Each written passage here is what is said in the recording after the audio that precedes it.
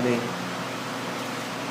Graças a Deus por mais esta oportunidade que nos dá de estarmos reunidos como igreja sua para que possamos adorar e louvar o seu nome. Amém? Amém. É bom rever os irmãos novamente, que Deus possa ser realmente engrandecido nesta noite, né? Que possamos sim buscar a sua direção para as nossas vidas. Queria convidar os irmãos que abrissem as suas Bíblias em Efésios capítulo 6. Efésios capítulo 6.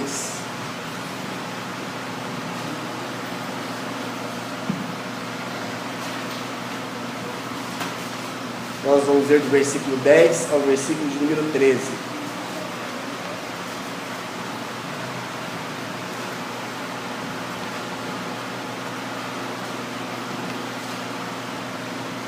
Efésios capítulo 6, do 10 ao 13. Nós leremos.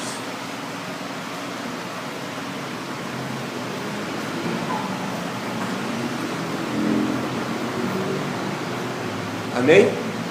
Todos acharam? Efésios 6, então, do 10 ao 13, vamos ler em uma só voz. Do 10 ao 13. No demais, irmãos meus, fortalecei-vos no Senhor E na força do seu poder, revestidos de toda a armadura de Deus, para que possais estar firmes contra as astutas ciladas do diabo. Porque não temos que lutar contra a carne e o sangue, mas sim contra os principados, contra as potestades, contra os príncipes das trevas desse século, contra as hostes espirituais da maldade nos lugares celestiais. Portanto, tomai toda a armadura de Deus, para que possais resistir no dia mau, e havendo feito tudo, ficar firmes. Amém? Amém. Deus possa estar nos abençoando nesta meditação da sua palavra, né? Queria pensar com os irmãos acerca de um assunto nestes versículos que nós lemos esta noite. Então, são versículos que nos ensinam grandes verdades e que possamos então absorver o que o Senhor está nos passando e nos ensinando então nesta palavra, amém? Efésios 6, do 10 ao 13, então nós lemos o que Paulo está recomendando à igreja que está na cidade de Éfeso. Capítulo 10, aqui é a conclusão do que ele vem dizendo, e ele começa, no versículo 10, ele começa o versículo 10 dizendo: no demais, irmãos meus, ou seja, é uma conclusão que ele está dando acerca de um assunto. Ele está concluindo a sua exortação que ele estava dando desde o capítulo 1 até então o capítulo de número 6. Então ele diz: no demais, irmãos meus, fortalecei-vos no Senhor. O objetivo de Paulo é nos encorajar, assim como ele estava encorajando aqueles irmãos da cidade de Éfeso. Então ele está encorajando esses irmãos para que eles realmente se fortaleçam, para que eles realmente se fortifiquem no Senhor. E ele continua: fortalecei-vos no Senhor e na força do seu poder. Não é? O versículo 11 ele diz assim: revesti-vos de toda a armadura de Deus. Acima do que você já tem, coloque, equipe-se, arme-se com a armadura de Deus. Revestindo-vos de toda a armadura de Deus, a armadura que ele proveu para o seu povo.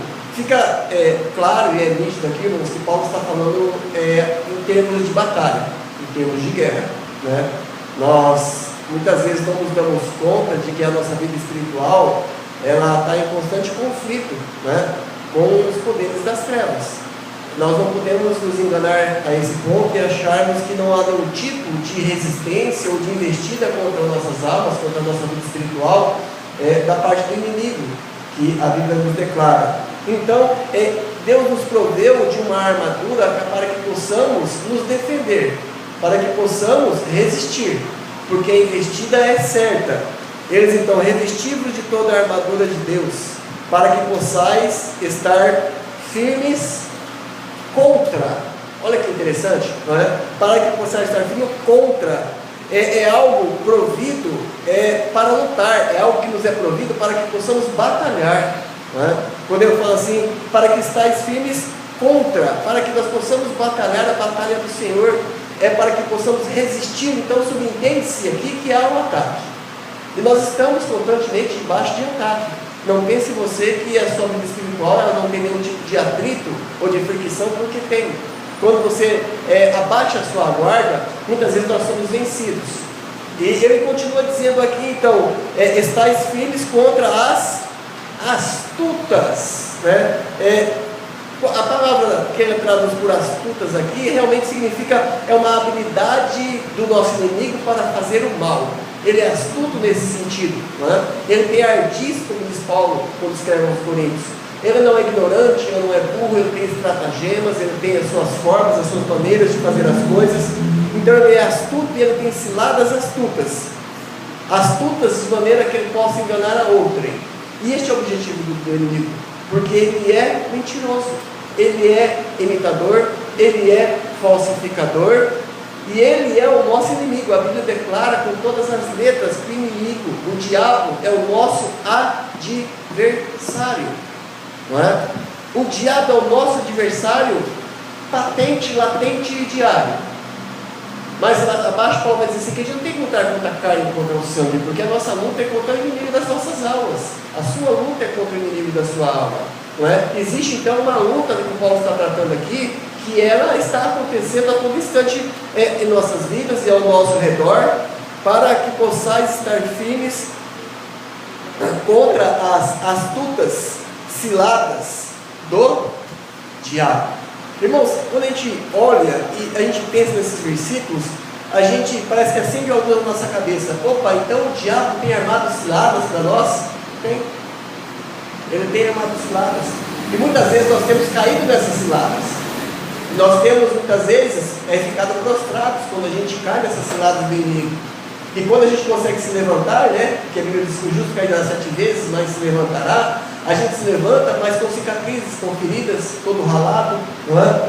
E ele continua no versículo 12 dizendo: porque não temos que lutar contra. Vai contando quantas vezes ele vai falar a palavra contra.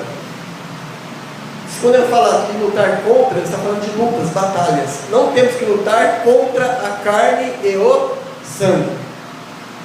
Não a carne nem o sangue, não é contra homens mortais e frágeis com os que nós temos que lutar. Paulo está falando que quando ele fala assim que nós temos que lutar contra homens, ele tem em mente aqueles Jogos Olímpicos da sua época, onde se batalhavam gladiadores um contra o outro. Ele usa as indumentárias de um gladiador mesmo, e ele fala assim, lá eles lutavam contra homens, mas nós não temos que lutar contra homens. A nossa luta é contra o inimigo das nossas almas, é contra o inimigo que ele é invisível, se materializa de várias formas, sim, mas ele é invisível e quase chega imperceptível. Isso vai depender de como está a sua comunhão com Deus e como está o seu radar quanto à palavra de Deus, para detectar então quando o diabo coloca tropeços em nossas vidas, quando ele serve de estorvo em nossa vida espiritual, para que a gente não cresça, para que a gente não progrida.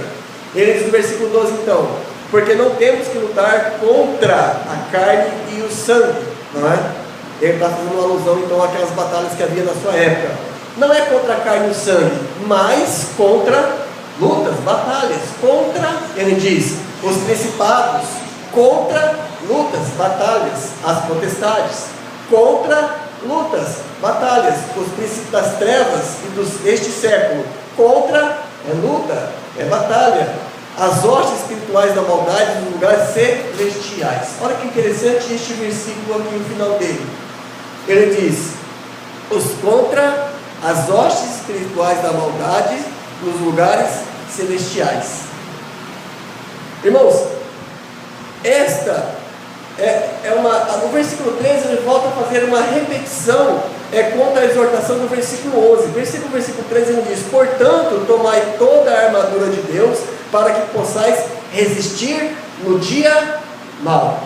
Não é? Quem aqui não tem dia mau? O dia mau ou os dias maus são constantes em nossas vidas. Por isso a batalha é constante. para que possais resistir no dia mau, e havendo feito tudo, ficai firme. Não abandonar o posto, não abandonar a batalha, não abandonar as fileiras, mas ficai firme. A palavra aqui que é traduzida por firmes é a palavra esteme no grego. Essa palavra esteme, ela significa estabelecer, estar de pé, né? Estar de pé, ou significa estar na presença de outros de uma maneira firme, seja mediante juízes, tornar-se firme, é fixar-se, ou seja, é estar firme, para que possais, né, ficar firme. Havendo feito tudo, ficai firme. Nós vemos aqui, e fica muito claro então que existe uma batalha, existe uma luta, existe uma guerra. Se não é contra a carne nem contra o sangue, é óbvio que está se tratando de uma luta espiritual, não é? E fica óbvio, fica subentendido que essa luta se dá em meio à religião. Não existe outro lugar, não é? O que o diabo usa para nos atingir, para enfraquecer e nos derrubar? O que o diabo usa para afastar os homens de Deus? Ele usa a mentira. E a mentira, ela sempre procura deturpar o quê? A verdade. Então nós vemos que existe uma luta, existe realmente um constante conflito no meio religioso. Nós temos que estar atentos a isso, porque essa luta ela está existindo, ela existe hoje. E constantemente nós somos bombardeados por informações falsas que tentam minar a nossa vida espiritual e a nossa fé em Deus, bem como a nossa fidelidade para com o nosso Senhor. E Deus, então, tem nos dado, a gente não vai chegar a ler sobre a armadura, mas ler depois para a gente ser essa armadura, não é? A salvação, a fé, são aparatos, meus queridos, que diz respeito à nossa vida espiritual, confiança, certeza, não é? Irmãos, nós temos vivido dias que são, religiosamente falando, são dias enganosos. Volta e meia nós temos que voltar a bater nessa tecla, porque essa verdade, ela é realidade em nossos dias. Ela é realidade em nossos dias. Muitos têm sido enganados por falsificações. E nós temos que estar firmes e certos daquilo que nós cremos, quanto à nossa fé. Muitos têm sido então enganados por falsificações, por fatos que aparentemente são reais, não é? Que aparentemente são reais a tal ponto de por eles algumas pessoas irem às últimas consequências. Eu acho interessante quando nós lemos Jesus falando acerca dos últimos dias. Antes dele falar acerca de como serão os últimos dias, constantemente ele fala, muitas vezes ele fala assim, acautelai-vos, não vos enganeis. Então o maior cuidado que Cristo espera que nós tenhamos é que nós não sejamos enganados. O engano, ele virá, ele está aí para quem quiser ver e quem puder e tiver condições de identificá-lo, não é? Agora a pergunta é, se essa batalha existe hoje e ela está se dando no meio religioso, como nós podemos participar dessa batalha? Como nós podemos nos identificar nessa batalha? Como nós podemos nos colocar, nos posicionar nessa batalha? Primeiramente é preciso que você saiba identificar o erro. Se você não conseguir identificar o erro, você não conseguirá se posicionar, não é? Você não conseguirá se estabelecer, muito menos permanecer firme. Mas como nós podemos entender, irmãos, o que existe de seitas cristãs sectárias nos nossos dias é horroroso. É horroroso. Muitas vezes nós somos afrontados por essas seitas. Muitas vezes nós nos deparamos com ensinamentos dessas seitas. Muitas vezes pessoas que fazem parte dessas seitas sectárias se apresentam a nós como sendo irmãos, e parece que está tudo bem, todos nós estamos debaixo da mesma bandeira. Não estamos. Não estamos. Nós estamos debaixo da bandeira de Cristo e da verdade. E é bom que nós entendamos essas situações. Então, como nós podemos diagnosticar essa luta que está sendo travada nesse meio religioso? Eu creio que não é muito difícil para nenhum dos irmãos identificarem isso aqui, né? Porque a coisa é tão escancarada, é tão aberta, que a pessoa que tem o mínimo de conhecimento bíblico consegue identificar essas astutas ciladas do inimigo.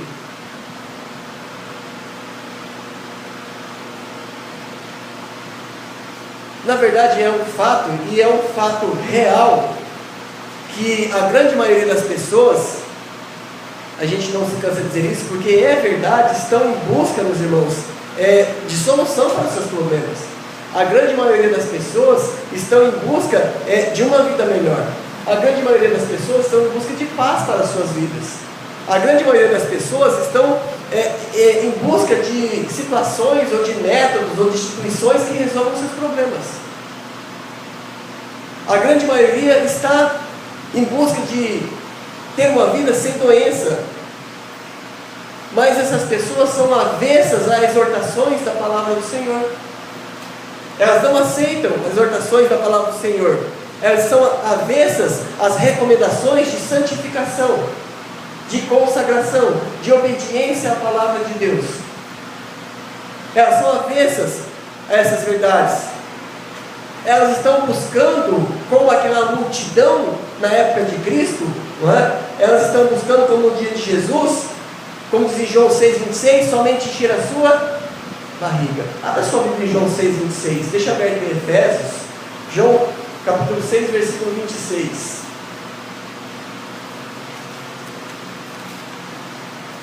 Página número 1150. Jesus aqui havia feito a multiplicação dos pães, não é? E havia se afastado dessas pessoas, havia atravessado o rio, e a Bíblia diz que essas pessoas foram atrás de Cristo, a encontrar ele do outro lado do rio. No versículo 24 diz assim: vendo pois a multidão que Jesus não estava ali, nem os seus discípulos, entraram eles também nos barcos, e foram a Cafarnaum em busca de Jesus. Versículo 25: e achando-o no outro lado do mar, disseram-lhe: Rabi, quando chegaste aqui?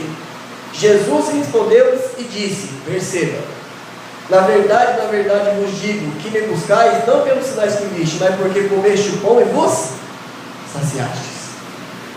Na realidade, essas pessoas estão em busca do pão, como essa multidão estava em busca de Cristo por conta ou por causa do pão. E quando as pessoas estão em busca dessas coisas, é justamente aqui, neste ponto, que entra em cena, que entra em ação as seitas pseudo-cristãs. É justamente neste ponto que elas aparecem, pregando um falso evangelho. Aí está a batalha da qual estamos fazendo parte? Sim, aí está a batalha da qual nós fazemos parte, não é? A Bíblia diz que não podemos nada contra a verdade, senão pela verdade. Judas 3, todos sabem de cor, a batalhar pela fé que uma vez foi dada aos santos. Aí está a batalha. Sim, ela se materializa muitas vezes nas nossas vidas, em circunstâncias, em atitudes ou em problemas com pessoas, com grupos, sim, mas a batalha é espiritual, não é? Então, quando isso acontecer, não veja que o seu problema é a pessoa, vai além disso.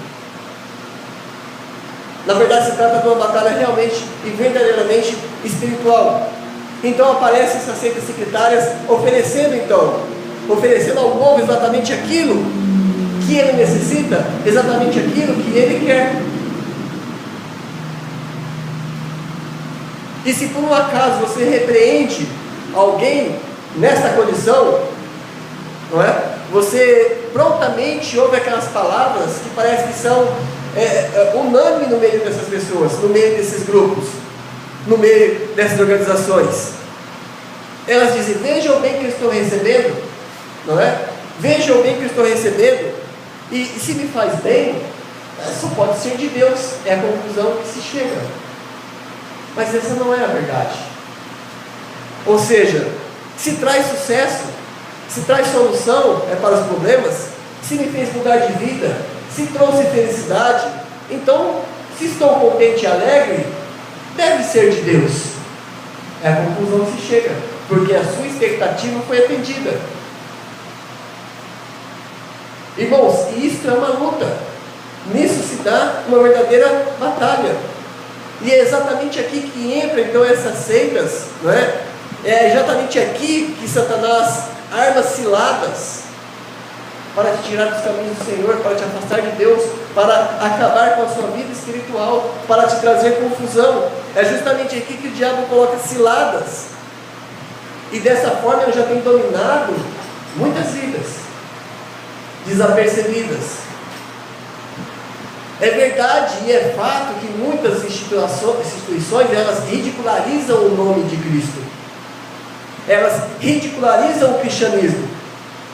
E ainda assim pode ajudar as pessoas e fazer as pessoas felizes, não é? Vá até a um grupo, uma reunião das pessoas que participam daquela igreja Seixonoye. Quem sabe elas não estão felizes? Não é? Converse com alguém, uma pessoa que faz parte do Hare Krishna, do menininho azul. Vê se eles não são felizes. Converse com as pessoas da messiânica. Vê se eles não são felizes. Pessoas que praticam o espiritismo. Vê se eles não estão satisfeitos. Como então sabermos se é de Deus ou se não é de Deus?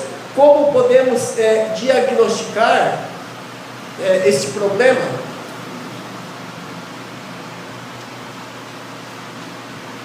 Eu acho que seria muito bom e muito útil, inicialmente, nós afirmarmos que o que importa não é se o homem se sente bem ou não. O que importa não é se o homem está feliz ou não, não é? Mas o que verdadeiramente importa é como está o seu relacionamento com Deus. Porque você pode muito bem viver feliz e confortavelmente no seu pecado. Não pode? Mas como estará a sua vida com Deus? Como estará o seu relacionamento com o Senhor? Então, é bom termos em mente que o que importa é o seu relacionamento com Deus.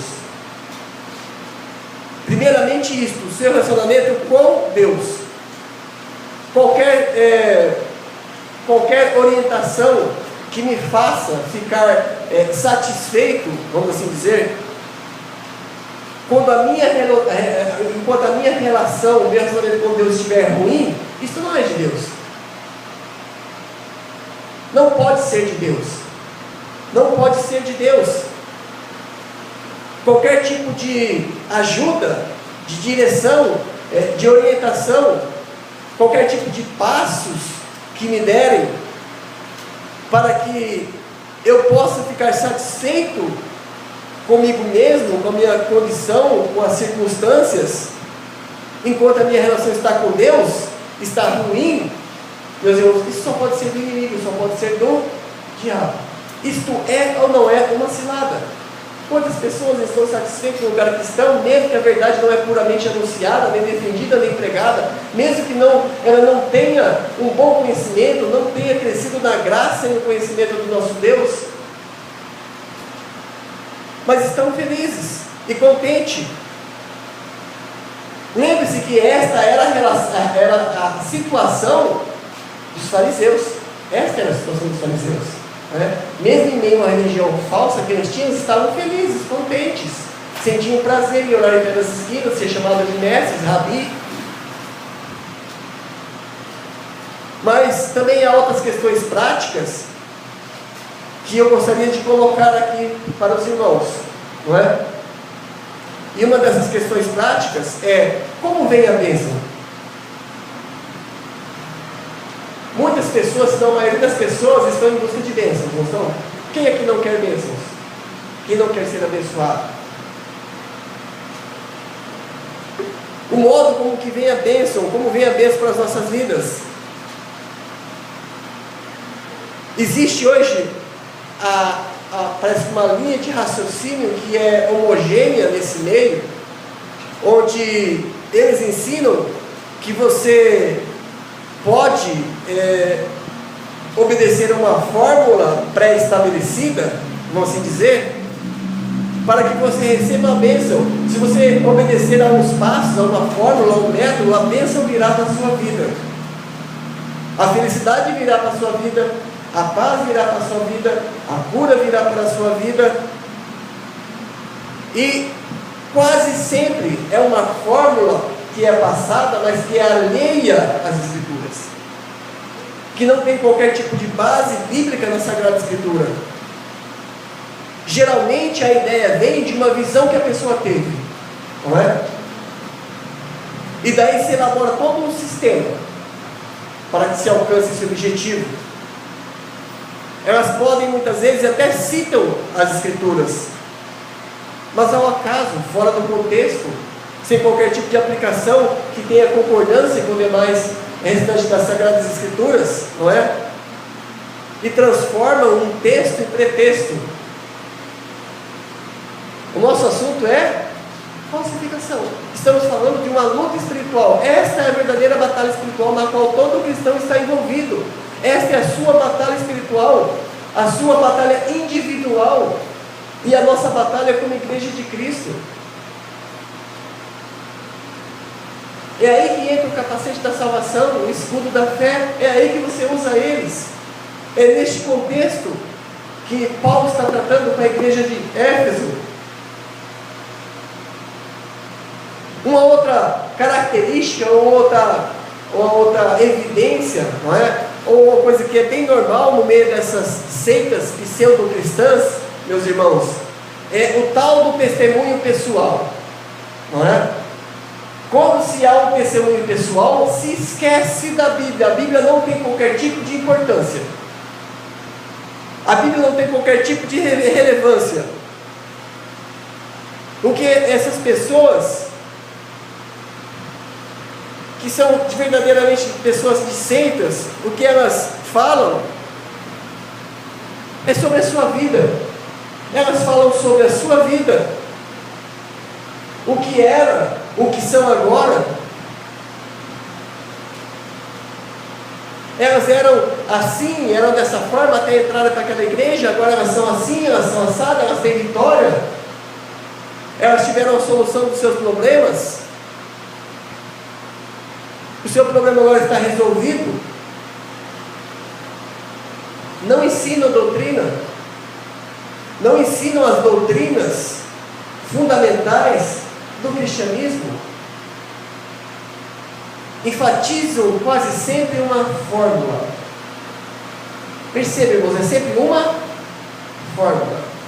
Sempre se tem uma fórmula para o sucesso, para a felicidade, para a alegria, para a prosperidade. Sempre enfatizam uma fórmula.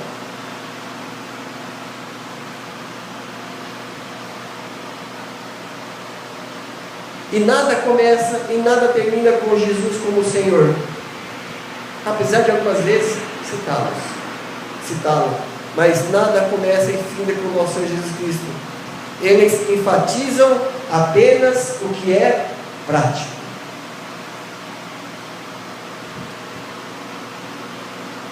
Negligenciam a doutrina do nosso Senhor e dizem: vocês precisam de algo prático, algo que não demore muito, que não dê muito trabalho, que não custe muito. Sempre enfatizam algo que é muito prático. Na verdade, o que eles estão querendo dizer é que doutrina não tem qualquer tipo de importância. Doutrina não serve para nada, quando assim os fazem. Estão dizendo que doutrina é perda de tempo. Sabe por quê? Porque o conhecimento da verdade abre os olhos e liberta a pessoa. Então eles procuram tirar as pessoas e levar as pessoas para o mais longe possível das doutrinas bíblicas, verdadeiras da Sagrada Escritura. Mas não era isso que Paulo estava fazendo, e o que ele fez na Epístola aos Efésios. Não foi esta a forma de Paulo trabalhar. Não foi isso a forma com que ele tratou. Se você for ler o capítulo 1, capítulo 2, capítulo 3 de Efésios, ele escreve esses 3 primeiros capítulos de Efésios, nos quais ele trata de doutrina. Ele está tratando de doutrina, onde a doutrina não é prática, mas é pura doutrina. Do capítulo 3, do 4 em diante, você vê que há uma mudança da doutrina para a prática. Mas dos primeiros 3 capítulos está tratando de doutrina, e ele está advertindo esta igreja, para que elas fiquem conhecedoras dessa verdade, não é?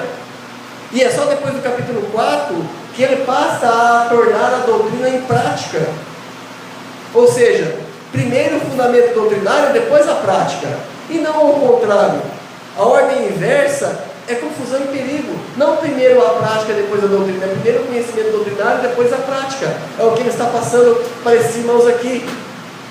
Mas na verdade isso é o que acontece com esses movimentos. É primeiro o obedecer, depois o compreender.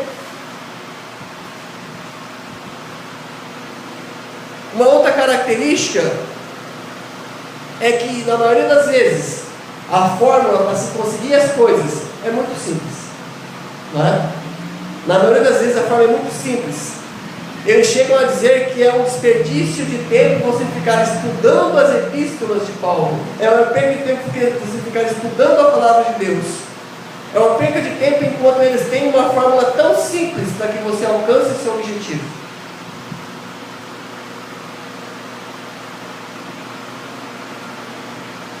Essas seitas, ela tem todas as características dos remédios daqueles charlatões.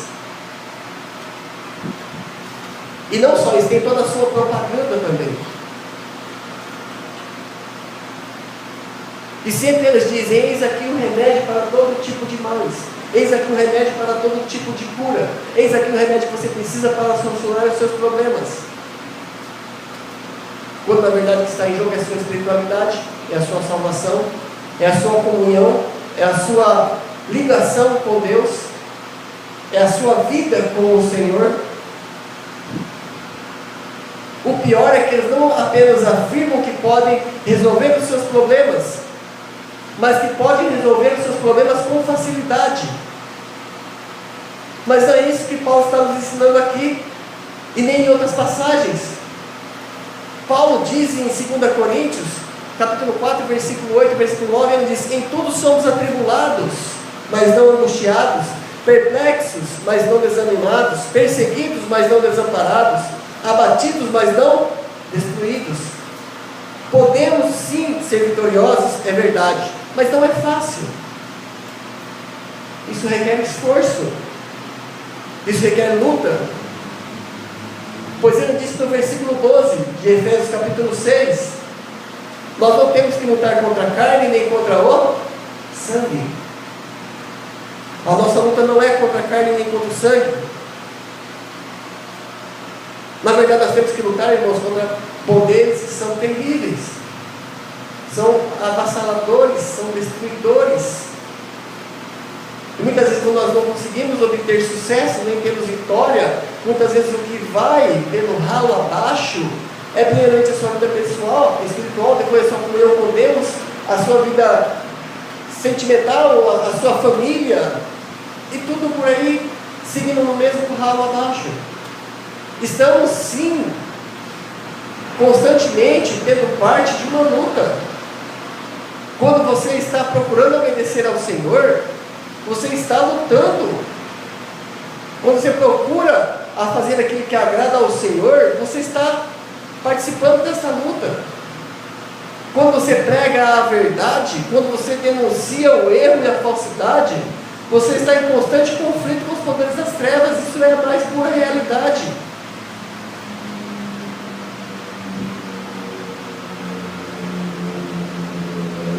Nós temos que lutar contra esses poderes. Quando nós entendemos isso, essa ideia de fé fácil é uma ideia falsa à luz do Novo Testamento.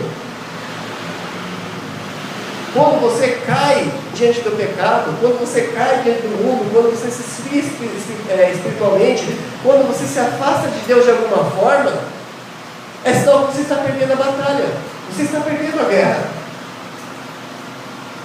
Você está lutando sim, porque você sempre estará lutando, mas é sinal que você está perdendo a batalha, é sinal que você está sendo vencido e dobrado. Mas o que nos ensina o Novo Testamento? Ele diz que nós estamos vivendo num mundo difícil, nós estamos vivendo num mundo pecaminoso, dominado pelo diabo e pelos seus anjos. Essa é a realidade. Eles estão, como dizem alguns comentaristas, nas áreas aéreas por aí, procurando oportunidade que você dê para quem venha a te derrubar, a te atrapalhar, a te causar prejuízo. E é por isso que nós precisamos da armadura de Deus, dessa armadura que está aqui no capítulo 6. Nós precisamos ser fortalecidos, não é? Precisamos nos tornar forte, ser feito forte, aumentar em força. É isso que quer dizer então a palavra no versículo 16 do capítulo 3 de Efésios. Abram lá, Efésios 3,16. É isso que significa essa palavra grega aqui, é kataio, que é corroborados, é tornar-nos fortes, sermos fortalecidos, aumentarmos em força. Efésios 3,16 diz assim: para que segundo as riquezas da sua glória, vos conceda que sejais corroborados, fortalecidos, seja aumentado em força, com o poder pelo seu Espírito no homem interior. Paulo está tratando aqui, irmãos, de uma batalha. Ele está dissertando acerca de uma batalha. O homem moderno, quando eu digo homem moderno, é as pessoas do nosso mundo, esses homens, este homem moderno, o seu pensamento é mais ou menos assim. Ele diz assim: eu pensava que o cristianismo resolveria todos os meus problemas e endireitaria tudo que está de ponta cabeça na minha vida automaticamente, imediatamente. Eu pensava que seria assim, porque é isso que eu tenho ouvido, e é isso que se tem pregado. Mas quando ele ouve, ou quando dizem a ele que ele tem que vigiar, que ele tem que orar, que ele tem que jejuar, que ele tem que lutar, e não contra a carne nem contra o sangue, como diz o versículo 12, mas sim contra, existe uma luta, eles não querem saber nada disso. Eles querem algo que solucione de uma maneira rapidamente os seus problemas. E quando isso acontece, surgem vários grupos religiosos que dizem: com certeza, naturalmente, você quer isso? Eu posso te dar isso? Perceba que esses grupos não ensinam crescimento na graça e no conhecimento, só conhecimento no poder. Somente no poder, não na graça e não no conhecimento de Cristo. Eles não falam, como fala em Filipenses 2,12, de operar a sua salvação, desenvolver a sua salvação, viver a sua salvação. Filipenses 2,12, vamos abrir lá. Filipenses capítulo 2, verso 12.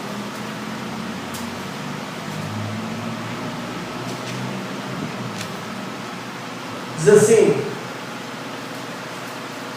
de sorte que, meus amados, assim como sempre obedeceste, não só na minha presença, mas agora na minha ausência, assim também operai a vossa salvação com temor e tremor. O que é operar a sua salvação? É realmente viver a sua salvação, que ela tome forma na sua vida. Realmente você incorpora essa sua salvação por meio das suas práticas. Mas o método do Evangelho é muito diferente disso. Porque, primeiramente, o que o Evangelho é? O Evangelho é conhecimento de Deus. É conhecer a Deus. Irmãos, como isso é necessário nos nossos dias? Como isso é importante nos nossos dias? Que as pessoas conheçam a Deus. Na verdade, esta é a grande mensagem da Bíblia. Por que Cristo veio ao mundo? O Cristo veio ao mundo para nos conduzir a Deus, a salvação. Nós somos conduzidos a Deus para a salvação. Cristo veio ao mundo para que nós fôssemos reconciliados com Deus. Essa é a mensagem. Isso é o que o apóstolo Paulo nos diz, 1 Pedro capítulo 3. Vamos a 1 Pedro capítulo 3.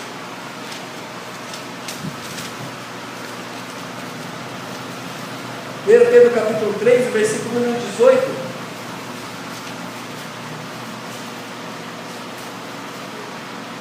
Amém?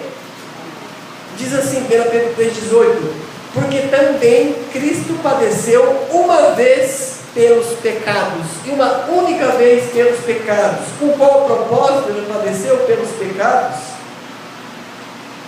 Porque Cristo padeceu uma vez pelos pecados, o justo pelos injustos, para nos levar a Deus.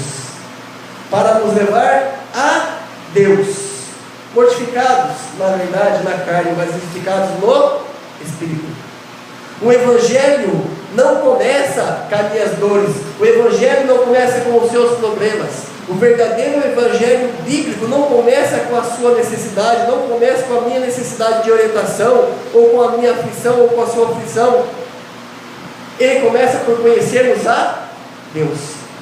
Começa pela santidade de Deus. Romanos diz, porque do céu se manifesta a ira de Deus sobre todo pecado, sobre toda iniquidade. O que importa é o seu conhecimento de Deus. A pregação do Evangelho é um Evangelho que nos leva a ter um conhecimento de Deus. Ela começa por Deus. E este é o objetivo do cristianismo verdadeiro. João capítulo 17, queria que você nos abrisse em João 17. João capítulo 17, o verso de número 3.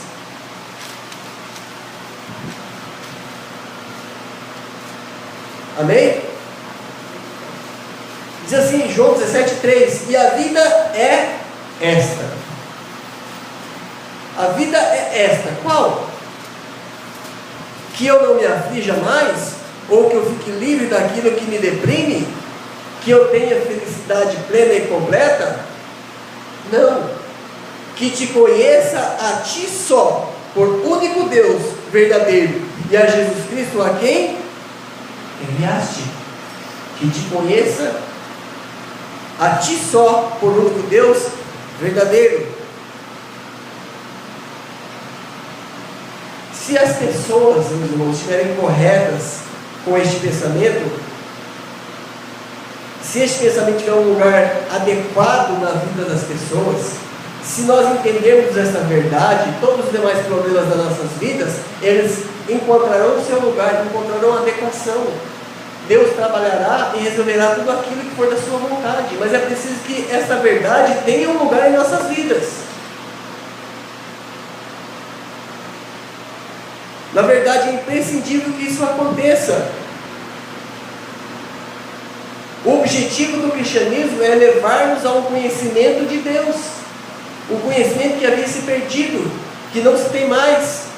É levar-nos ao conhecimento de Deus e do Senhor Jesus Cristo. Estamos falando do quê? De uma batalha espiritual? Isto não é uma batalha? É óbvio que é. O diabo se entrepõe entre nós e as pessoas que precisam ouvir essa verdade diariamente. Tente levar a sua vida de uma maneira que glorifique e agrade a Deus, e tente trabalhar em prol do Evangelho, levando a mensagem da salvação, levando o conhecimento de Deus às pessoas, e veja se você não enfrentará problemas. Veja se não surgirão circunstâncias difíceis na sua vida. A gente enfrenta circunstâncias difíceis para poder vir ao culto, não é?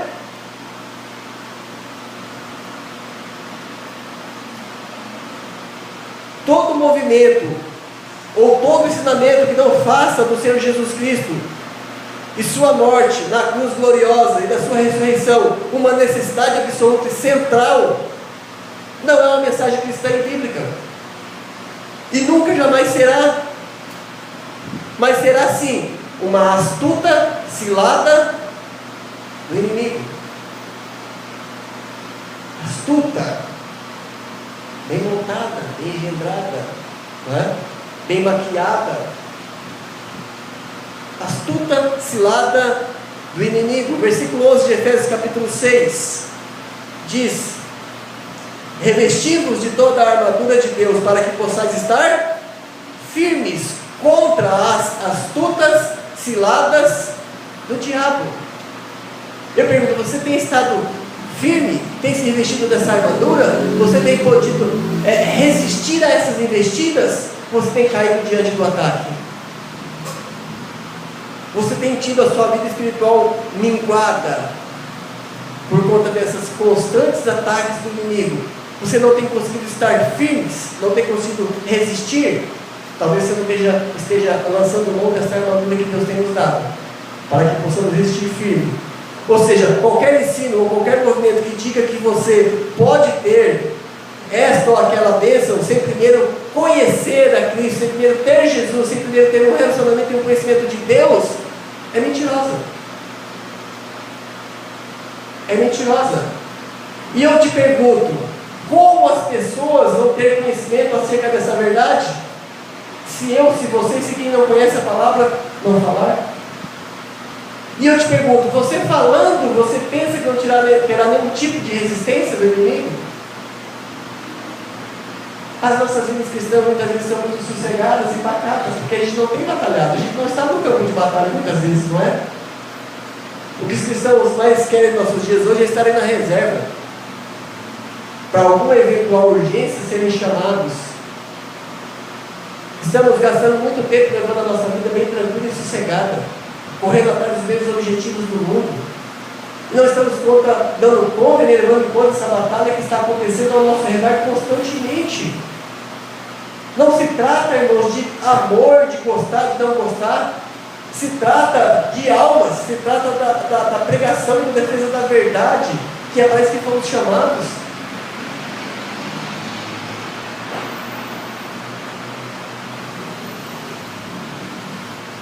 Todo e qualquer movimento ou instituição que coloque essas coisas antes de conhecer a Cristo, conhecer a Deus, ter um relacionamento com Deus, ter um relacionamento com Cristo como Salvador da sua alma e Senhor da sua vida, e que sem você não é nada e não faz nada, é uma negação das Escrituras e é uma negação do cristianismo.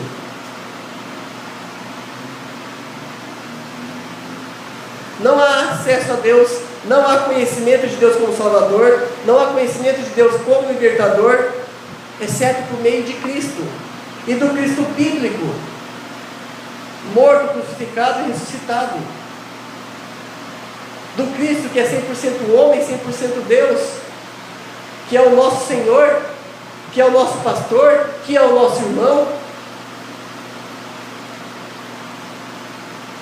Não há acesso. Se a pessoa, ou se você não acha que Cristo é suficiente, e que deve ir após esses grupos e buscar essas coisas, em busca à procura de ajuda, ou de ajuda, se você tem sido confundido, ou tem sido tentado, ou dado lado, ou dado as mãos para esse tipo de coisa, para esse tipo de movimento, essas são as astutas ciladas do inimigo.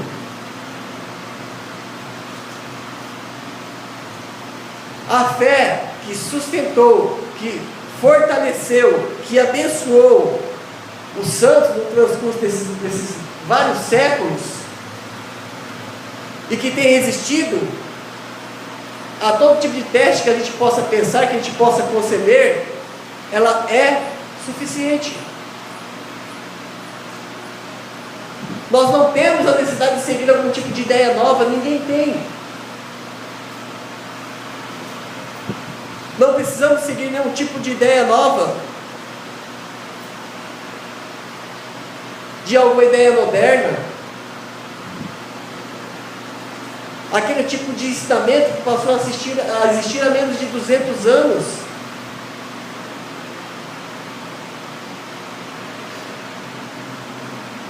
Ou que passou a ser ensinado neste mesmo século. Nós temos que voltar para a origem de todas as bênçãos, de todo o bem, que é Cristo Jesus, o nosso Senhor e Deus Pai. É preciso que se tenha um conhecimento de Deus. Devemos voltar para a Bíblia, para a origem, para esse Deus glorioso e Salvador que nós temos. E você se dará conta que você faz parte de algo muito maior. Muito maior. Efésios capítulo 6.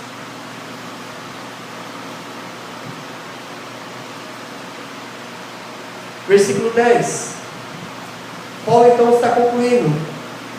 No demais, ou portanto, irmãos meus, é a conclusão da exortação do apóstolo Paulo. Fortalecei-vos no Senhor. Fortalecei-vos no Senhor. O objetivo de Paulo aqui é encorajar. Deus está nos encorajando para que a gente se fortaleça no Senhor. E nele continuemos. E na força do seu poder, revesti-vos, versículo 11, de toda a armadura de Deus. É aquilo que Ele proveu para nós, que está à nossa disposição, que nós podemos lançar mão, que você pode usar, para que possa estar firmes.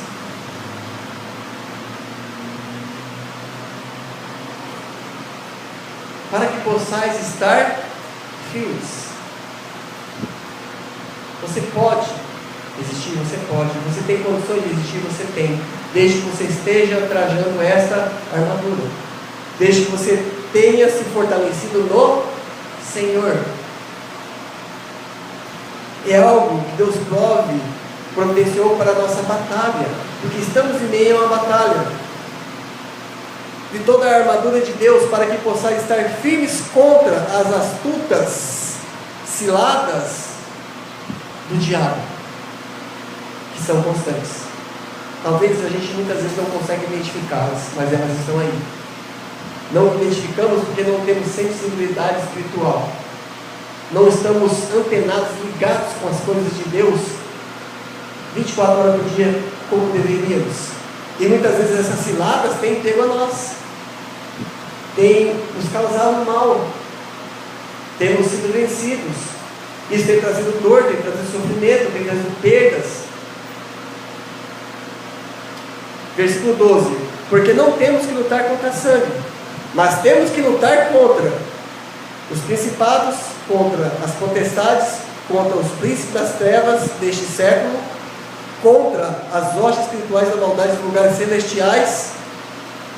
Se assim é, Paulo diz, portanto, então tomai toda a armadura de Deus, para que assim possais resistir no dia mau.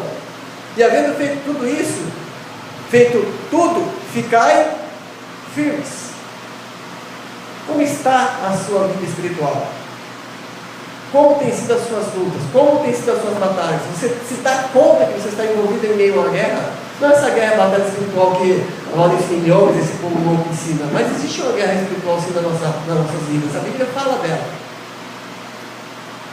Mas você tem se preparado, tem se equipado, você tem se fortalecido no Senhor. Ela é fonte de recurso inesgotável para que a gente se fortaleça, para que a gente viva essa vida que realmente enaltece o nome do Senhor, para que a gente possa engrossar as suas fileiras nessa luta contra o inimigo das nossas almas, contra este imitador, contra este mentiroso, contra este acusador, que é o diabo. Que a gente possa ter, não sei se eu posso dizer, a sensibilidade, para que a gente possa compreender e identificar essa verdade em nossas vidas. Porque cada um de nós estamos envolvidos numa guerra. Você está envolvido numa guerra espiritual que se incorpora de várias formas, em várias circunstâncias, por perseguições, por angústias, sim, por problemas familiares, sim, por problemas de crise pessoal, sim, com conflitos religiosos, sim, porque essa batalha ela é verdadeira, ela é espiritual, e ela está acontecendo no nosso meio religioso nesse instante. Enquanto alguns estão tentando trazer as pessoas para a verdade, outros estão tentando afastar as pessoas da verdade, intencional ou intencionalmente, proposital ou impropositalmente. Mas isso está acontecendo, isso é uma realidade. Que nós possamos realmente tomar consciência dessa verdade. Sua alma já é de Cristo, mas existem muitas coisas em jogo ainda na sua vida, nas nossas vidas, não é? E que a gente possa realmente, irmãos, entender que as armas da nossa milícia não são carnais, mas poderosas em Deus, como Paulo diz. Amém? Deus, pois, nos abençoe. Queria passar agora então para que nós possamos realizar a nossa ceia em obediência ao nosso Deus. Queria convidar o nosso irmão Adriano para estar nos auxiliando aqui.